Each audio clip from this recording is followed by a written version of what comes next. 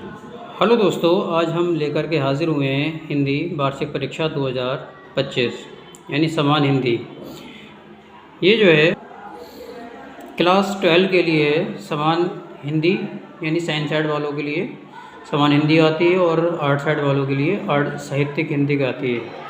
तो हम जो है समान हिंदी का क्वेश्चन पत्र लेकर के हाज़िर हुए हैं।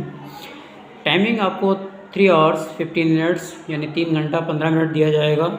15 मिनट आपको पेपर पढ़ने के लिए दिया जाएगा। ये पेपर जो होगा आपका 100 मार्क्स का होगा। इसमें आपके बहुविकल्प वगैरह दिए हुए होंगे।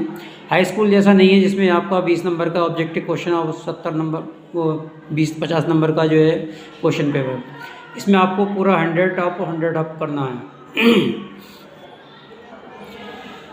तो अब मैं समझाता हूँ आपको। अगर हमारा चैनल सब्सक्राइब नहीं किया है तो चैनल को सब्सक्राइब कर लीजिएगा। चैनल का नाम मैथ का फंडा है। इस पर आपको physics, chemistry, math, English, grammar सारी एजुकेशन से रिलेटेड वीडियो आपको मिलेंगी। और इस पेपर को आपको कर लीजिएगा। बहुत ही ज़्यादा मोस्ट इम्पॉर्टेंट क्वेश्चन है ये। बहुत ही मेहनत करके मैंने आपको ये नकल कर दिए हैं। तो पहला जो है हमारा खंड का है। खंड का में बहुविकल्पी आएंगे 5। पोज आपके एक नंबर के होंगे, 5 आएंगे, ये आपको पढ़ लेना है। इसको हम कहते हैं गद्यांश से 5 क्वेश्चन। फिर उसके बाद में जो है दूसरे नंबर पे बहुविकल्पी 5 आएंगे पद से।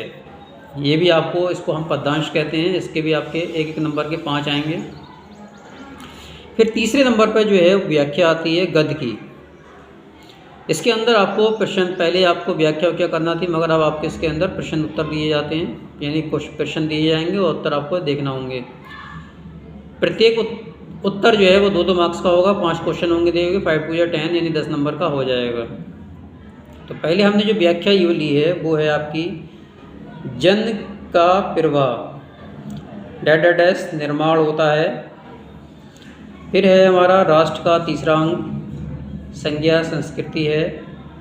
फिर है साहित्य, कला, नृत्य, स्वास्थ्यकार है। रमणीयता और नृत्य सोची नहीं जाती। फिर है भाषा स्वयं संस्कृति आवश्यकता है। तो बात करते हैं रमणीयता और नृत्य की। इसमें है सोची नहीं जाती, इसे यहाँ से यहाँ तक करना होगा आपको। फिर है अगला भाषा स्वयं संस्कृति डैश आवश्यकता है। फिर अगला जो है वो है हमारा जो कुछ भी हम इस बात पर नहीं है। ये हमने आपको 5 या 6 निकाल कर दी हैं। 1 2 3 4 5 6। इसको आपको बहुत ही अच्छी डीपली तरीके से याद कर लेना है। जैसी भी आपको यदि याद करने की क्षमता हो तो याद कर लीजिएगा, और समझने की आपको ज़्यादा क्षमता है तो आप समझ लीजिएगा। इनको पढ़कर ही जाना है, इसमें से 100% आना ही आना है। अब बात करते हैं पद की। चौथे नंबर पे जो है वो पद की व्याख्या होगी। इसमें भी आपको प्रश्न उत्तर यानी 5 क्वेश्चन दिए होंगे, 2-2 नंबर के होंगे, 10 मार्क्स के होंगे।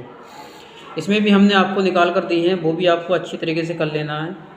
मेरे प्यारे नव जलद डैश विश्राम लेना। फिर है लज्जाशीला पथिक डैश तप्त भूतांगना को। फिर है निखर सखी डैश अर्धे भर लाए। फिर है जलादि के फूटे फिर डैश मानवता हो जाए। फिर अगली है ज्यूं ज्यूं लगती मुझको अमर्त्य दान सावधान मनुष्य डैश बड़ी यह धार। तो ये आपकी 2 4 2 6 हमने ये भी व्याख्या ली हैं। ये भी हमने बहुत ही ज़्यादा मोस्ट इम्पॉर्टेंट ली हैं। इसको भी आपको याद कर लेना है। इसको तो आपको थोड़ा याद करना पड़ेगा डीपली तरीके, क्योंकि इसके अंदर कुछ वर्ड जो होते हैं वो संस्कृत लेवल के होते हैं। तो इसको आपको देख लेना है। तो आपको ये भी बात समझ में आ चुकी होगी। फिर मैं आगे चलता हूँ लेकर के। अब बात करते हैं 5 नंबर पर। जीवन परिचय जो है वो गद्य की होंगी। जीवन परिचय जो है वो 3+2 यानी कि 5 नंबर की आएंगी। 3 नंबर के आपको वो जीवन परिचय लिखना पड़ेगी, और 2 नंबर की उनकी कीर्ति वगैरह, ये रचनाएं वगैरह का उल्लेख करना पड़ेगा, भाषा वगैरह का। तो ये इस तरीके से 3+2 करके है। तो आपको 5 नंबर में करना है। जो हमने गद्य की जीवन परिचय लिए हैं वो बहुत ही ज़्यादा मोस्ट इम्पॉर्टेंट है। पहला है वासुदेव शरण अग्रवाल, और दूसरा है हमारा आचार्य हजारी प्रसाद द्विवेदी, और तीसरी जो है हमने निकाली है APJ अब्दुल कलाम। इन तीनों में से आपको, ऐसे तो यहाँ तुम आप तीनों करके जाना है, मगर वहाँ 3 आएंगी, 3 में से वहाँ पर 1 करना होगी आपको। फिर अगली बात करते हैं 5 के खाबर। 5 की खाबर जीवन परिचय जो होंगी वो वही पद की होंगी। ये भी आपका 3+2 में है। इसमें हमने जो निकाली है वो है हमारी मैथिली शरण गुप्त है, दूसरी जो है जयशंकर प्रसाद है, और तीसरी जो है वो महादेवी वर्मा है। फिर अब बात करते हैं अगली, इसमें भी आपको 3 दी हुई होंगी, और 3 में से वहाँ पर भी 1 करना है। ये भी आपकी 5 नंबर की होगी। अब बात करते हैं 6 नंबर पर कथा भारती की। कथा भारती में से आपको 2 क्वेश्चन दिए हुए होंगे, 2 में से कोई 1 क्वेश्चन आपको करना है, जिसका अंक जो है वो 5 है। जो हमने क्वेश्चन जो लिया है वो है हमारा पंचलाइट और बहादुर। इनमें से आपको करना तो आपको दोनों है, वहाँ पर जो है इन दोनों में से कोई 1 करना होगा। इसके लिए 5 अंक हैं।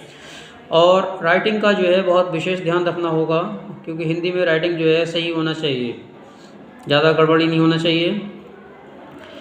अब बात करते हैं हम जो हैं बरेली शहर से हैं, तो बरेली शहर के लिए आपका त्यागपति, क्योंकि ये जो है खंड होता है अपने अपने ज़िले के लिए होता है। जिस खंड से आपको, जिस ज़िले से हैं तो आप उस ज़िले से करिएगा।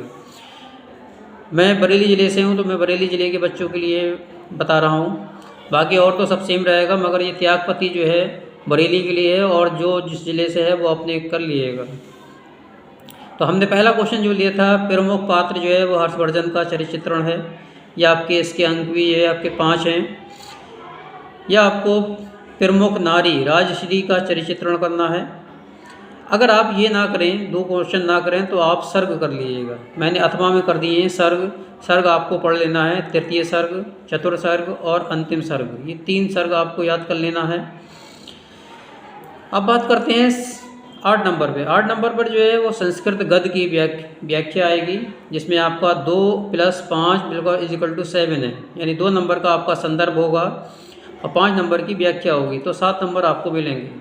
और संदर्भ में ये नहीं लिखा जाता कि राइटर कौन है, लेखक कौन है, इसका कवि कौन है, बस आपको ये बताना है कि किस खंड से लिया गया है, इसके पाठ का नाम क्या है, बस ये लिखना होता है। उसके बाद व्याख्या करना होती है। तो हमने जो व्याख्या वो ली है वो है ज्ञानवल्क्य उवाच इंद्र सर्व विदिते भवति, और दूसरा है हमारा धन्योस भारत देश दंडनी संस्कृत्य सहित इति अतीते प्रथम कल्पे इति वोचन। फिर अगली है हमारी महापुरुषा लौकिक देश सेवाव्यंत नत जत। फिर अगला है हमारा हिंदी संस्कृतनाण अभिधातुमार। इनमें से आपको अच्छी तरीके से इनको भी पढ़ लेना है। अच्छा, ये जो होती है डेफिनेशन, वो व्याख्या जो है बहुत ही ज़्यादा इजी होती है थोड़ी समझने के लिए। ये पहले आपको एक लाइन उसकी संस्कृत की पढ़ना है, और फिर उसके बाद दूसरी लाइन आपको हिंदी की व्याख्या की पढ़ना है। तो इस तरीके से आपको बहुत अच्छी तरीके से याद हो जाएगा, क्योंकि कुछ वर्ड जो होते हैं इसमें संस्कृत के होते हैं जो हिंदी से ही रिलेटिव होते हैं, आपको उससे पता चल जाएगा। अब बात करते हैं हम श्लोक की। श्लोक कह सकते हैं, जिसको हम पद्यांश कह सकते हैं, इसकी भी आपको व्याख्या करना होगी। 2 नंबर का आपकी संदर्भ पढ़ना होगा, 5 नंबर की व्याख्या। इसके लिए भी आपको 7 अंक हैं दिए हुए। ये आपके 7 नंबर बहुत ही ज़्यादा इजी हैं। इसमें भी आपको पहले संदर्भ लिखना होगा, फिर आपकी व्याख्या करना होगी। इसकी व्याख्याएं छोटी होती हैं, 2-2, 3-3 लाइनों की होती हैं, 5 अंक इसलिए रिलेटेड हैं। तो पहला हमने ये लिया है ना में रोचते भवशाति। फिर दूसरा है भाषायु मुखता सुभाषितम। तीसरी है हमारी सुखार्थिन सुखम। फिर अगली हमने जो ली है परोक्षे कार्य हंतार पयोमुखम। फिर हमारी अगली है विद्या विविधाय च रक्षणाम। फिर अगला जो है वो है हमारा निंत दंतु नीतिणी पुणा पदम न धीरा। ये हमने लिए हैं, इसको आपको अच्छी तरीके से कर लेना है। इस पर भी आपके 7 अंक पूरे पूरे मिलते हैं। अच्छी तरीके से अगर आपने लिखा और राइटिंग भी आपकी अगर सही है तो इसमें पूरे पूरे अंक मिल जाते हैं। अब बात करते हैं अगले पेज की। अगला थोड़ा सा और रह गया, उसकी भी आप जानकारी ले लीजिए। अब अगला अंक जो है वो है हमारा मुहावरे का। मुहावरे आपको पढ़ना होगा, क्योंकि बहुत होते हैं दिए हुए मुहावरे, ज़्यादा जल्दी याद हो जाते हैं, तो उनको मुहावरों को पढ़ लेना है। और अब से 2 साल पहले से आपका एक और जो है अपठित गद्यांश या पद्यांश में से एक आपको पैराग्राफ दिया जाएगा, उसमें से आपको क्वेश्चन दिए हुए होंगे और आपके आंसर उसमें से छांटना होंगे। ये आपकी जोड़ दिया है 2 साल से। फिर उसके बाद ग्रामर में हमें अलंकार पढ़ना है। अलंकार हमें पढ़ना है अनुप्रास अलंकार, यमक अलंकार, श्लेष अलंकार, उपमा अलंकार, रूपक अलंकार और उत्प्रेक्षा अलंकार। ये आपको अलंकार पढ़ना होगा। छंद में आपको चौपाई है, दोहा है और सोरठा है, ये पढ़ना है। इनके एग्जाम्पल भी कर लीजिएगा क्योंकि इसके एग्जाम्पल भी आते हैं, परिभाषा और उदाहरण सहित आता है लिखने के लिए। फिर हम करते हैं बात रस की। रस में आपको श्रृंगार रस पढ़ना है, वीर रस पढ़ना है और करुण रस पढ़ना है। इन 3 रसों को अच्छी तरीके से पढ़ लेना है। अब बात करते हैं हम पत्र की। पत्र जो है आपको लिपिक पद जो होता है ऑफिस में या कार्यालय में काम करने वाले बाबू, लिपिक पद की नियुक्ति कहते हैं हम पोस्ट के लिए, यानी कि हमें पोस्ट करना है, यानी कि स्कूल में किसी में लगना है। नियुक्ति के लिए आपको एक पत्र लिखना है। और दूसरा हमने जो निकाला है वो है हमारा मच्छरों का प्रकोप, यानी मच्छर जो हैं बहुत हैं, उससे हमें नगर निगम को नगर निगम को हमें जो है प्रार्थना पत्र भेजना होगा, यानी पत्र लिख करके भेजना होगा। हमारे मोहल्ले में बहुत ज़्यादा गंदगी है, उससे हमारे जो मच्छर पैदा होते हैं, इससे तमाम बीमारियां पैदा होती हैं। इस वजह से आपको ये नगर निगम को लिखना है।